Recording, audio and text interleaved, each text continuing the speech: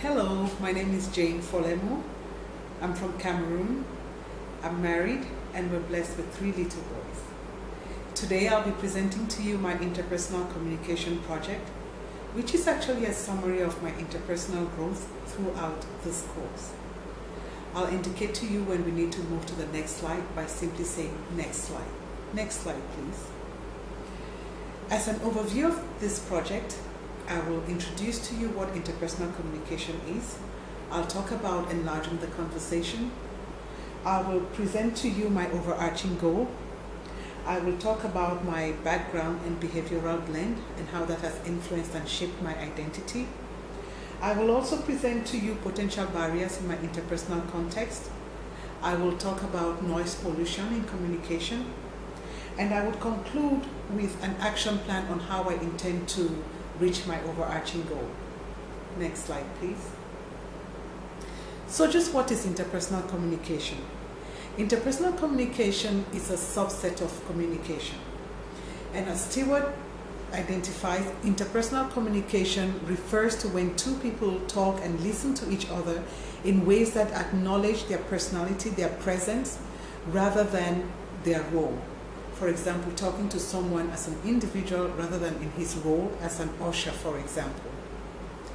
And I believe improving our relationships really has to do with improving our communication.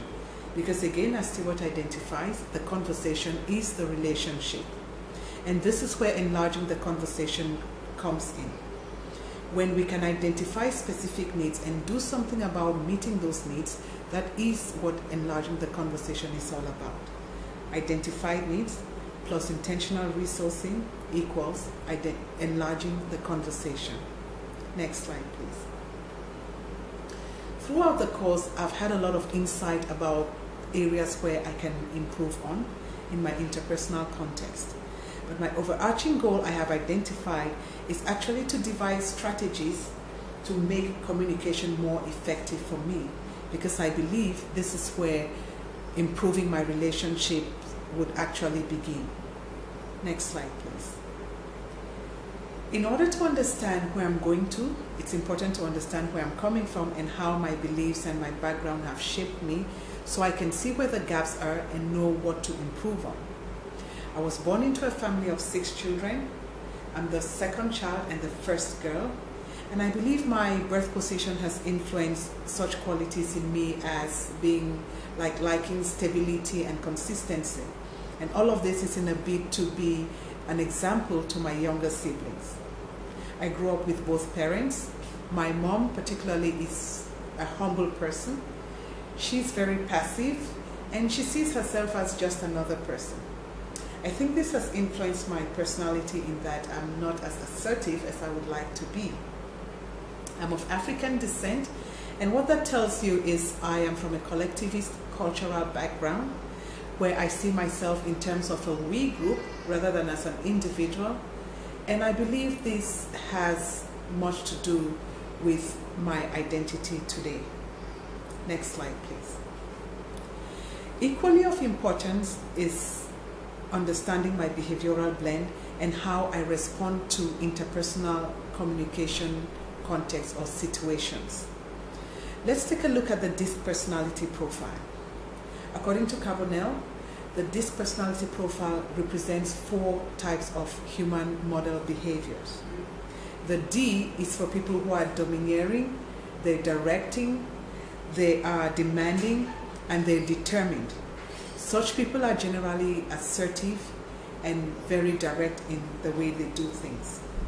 The I is for people who are inspiring, they are influencing, and such people are generally outgoing and talkative.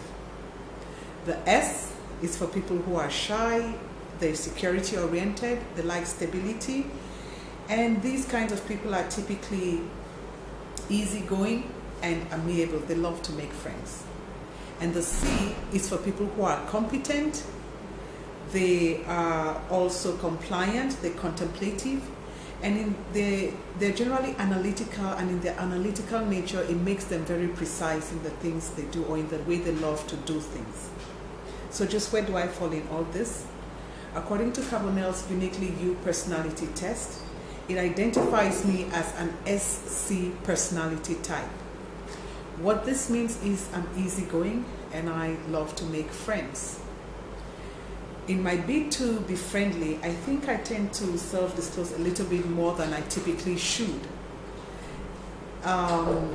In another area where I think I need to develop is my analytical nature. I tend to ask questions to understand the who, what, why, when. And this is in order to help me understand during communication. But people misinterpret this to think it's because I don't ask them, I don't trust them, and that's why I'm asking questions. On a more positive end, I'm empathetic. I like to see things from other people's perspectives, and this helps me understand people better. I generally have a good sense of what people are thinking, and I can adjust myself accordingly in order to make them feel comfortable. Next slide, please.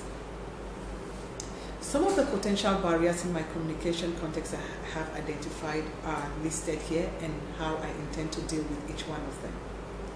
In the area of self-disclosure, I need to learn to self-disclose in an appropriate manner, focus on the present rather than on the past.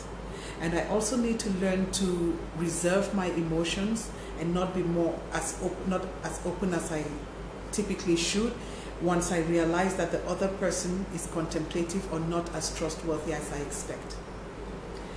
A second area is in the area of asking questions. In a bid to clarify, I tend to ask lots of questions. I need to learn to meta-communicate, to express my intentions behind the questions before I actually ask the questions. A third area, when people present their issues to me, I think it's because they need my advice, and I tend to want to advise them. I need to learn to understand my role as a listener based on Peterson's Talker listener card. I need to understand that as a listener, my role is to be calm enough to listen and to understand that I do not own the problem. Next slide, please. In the area of noise pollution, this could actually affect the way we communicate. Internal noise pollution refers to what goes on inside of us, and external refers to our surrounding. I believe my beliefs influence the way I communicate, and the way I need to deal with this is to assess my beliefs, accept them, and once I can recognize their place, then I can be more open to the views of others. A second area is in snap judgments. I tend to give snap judgments of people, that is without giving much cognitive thought to what I think they really are. In this area, I need to learn to generalize less, and I also need to learn to be more sensitive to the cues people present of themselves to me. I'm also tempted sometimes to have a biased opinion about people, and once they start talking to me, I simply tune out and don't really listen to what they say. In this area, I need to learn to focus on the content rather than the person. And in the area of external noise pollution, Cohen and Lezak identify environmental noise, which includes overcrowding and task overload, as aspects that could influence or affect our communication. In such cases, I need to learn to minimize the distractions around me. Next slide, please. So this is me, and I have identified 6 strategies by which I intend to reach my overarching goal through enlarging my conversation. First, in the area of questions, I would learn to meta-communicate, as I believe this would reduce any ambiguity and help those around me understand me better. In the area of self-disclosure, I would keep it appropriate, focus on the present rather than the past. In the area of advice, when I'm tempted to give advice, I would keep a mental picture of Peterson's Talker listener card, understand that my role is to be calm enough to listen, and that I do not own the problem. When I form biased opinions about people, I would learn to focus on the content of their message rather than the person. And when I'm tempted to give snap judgments, I would learn to generalize less and also be more sensitive to the cues people give me of themselves. And in the area of my beliefs, I will evaluate them, accept them, and once I can recognize their place, I would be more open to accepting the views of others. Thank you very much. And the next slide is simply a slide of references which help me put all of this together. Thank you for listening.